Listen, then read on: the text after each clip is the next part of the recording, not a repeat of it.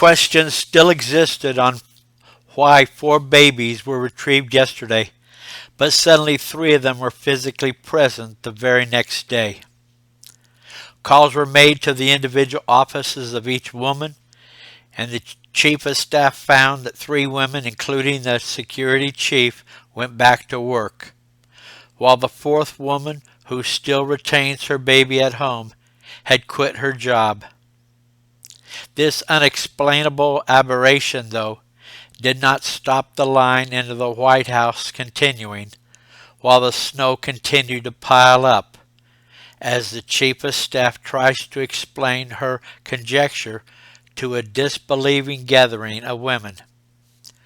Women whose only other connection to each other, besides the area in which they worked and their politics, was a woven tapestry hung on their bathroom walls that proclaimed Roe versus Wade 73. Looking closer, though, at the weaving, you will find a drop of poo mixed into the words, staining the thread, consisting of cream corn or peas or other extraneous vegetable with a tinge of formula mixed in. While totally invisible on the tapestry to the naked eyes, subliminally written is a 2-word greeting between a baby and mother. Hello, Mom. That inscription, though, is only on 49 of the tapestries, while the remaining tapestry has the defecation but different wording of the inscription that reads, "Who are you again?"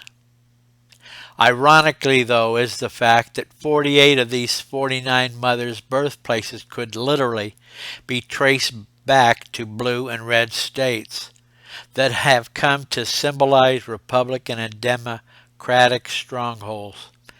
In other words, every state is represented.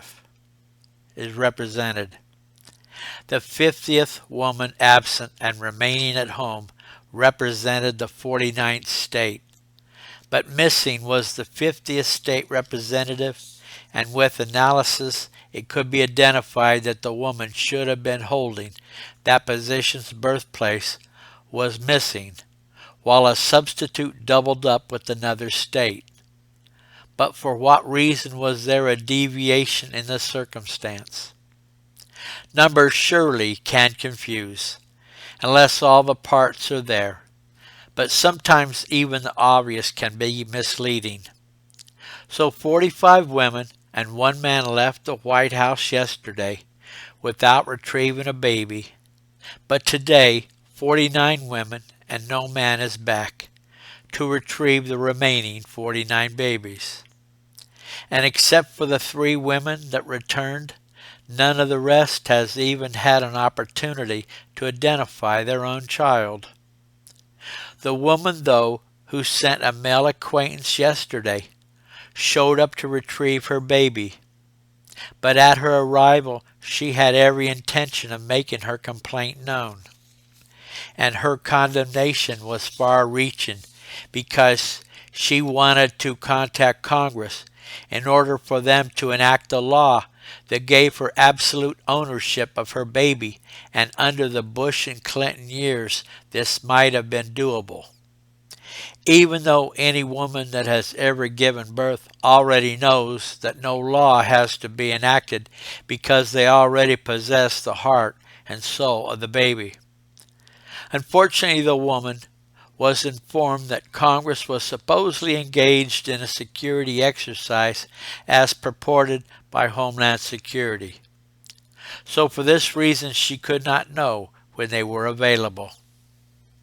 At her arrival, though, she found that there were 49 babies located in the room just moments before she entered. But 1 baby was now missing.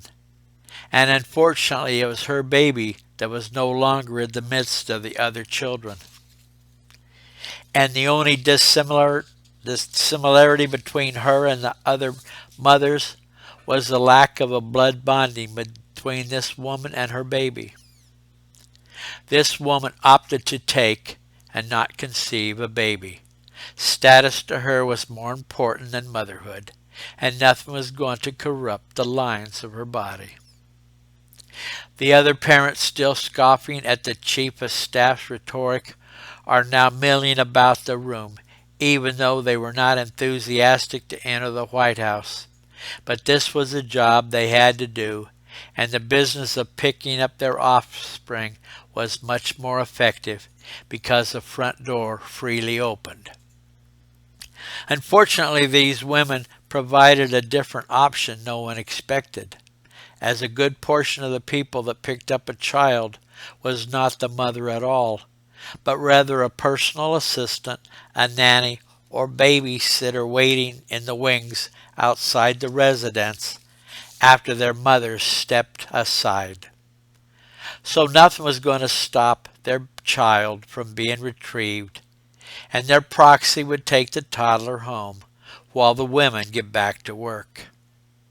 The babies, though, were suspiciously quiet as they were put into the arms of strangers. The president, at the same time the children were removed from the White House, had this room sealed off and monitored. If someone is going to enter this room, they are going to have to ask for a key and be identified.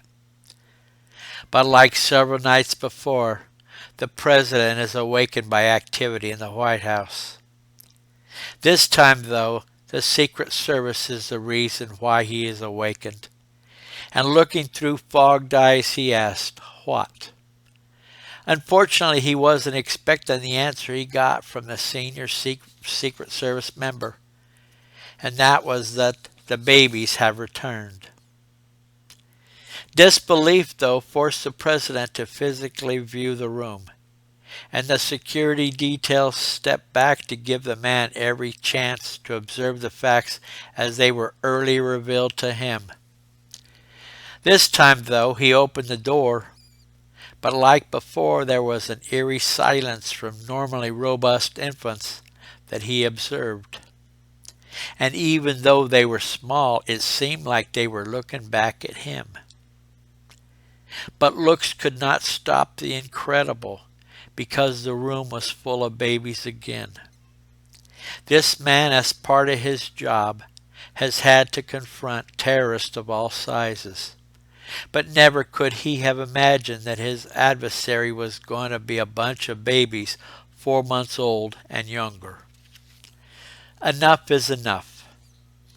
There is nothing on the earth that will stop his law enforcement from entering this room. America is not going to back down for a bunch of New Age wonderkin. Cameras installed during the day shows the babies resting a short distance from the door as well as the windows, and the assault will take place quickly, and injury to the babies hopefully will be kept to a minimum. Some security officers will enter through the door and others through the windows, but there was no synchronization of watches because they suddenly stopped functioning. So each group representing door and windows had to literally count to 150 before entering, and hopefully their counting was on the same par. And the assault was perfect, with no door slamming shut and remaining locked, and the glass of a window shattering to only a small part of the room as it is expected. But the greeting they received was just another abnormality that had been brewing this last bunch of days. The room is empty.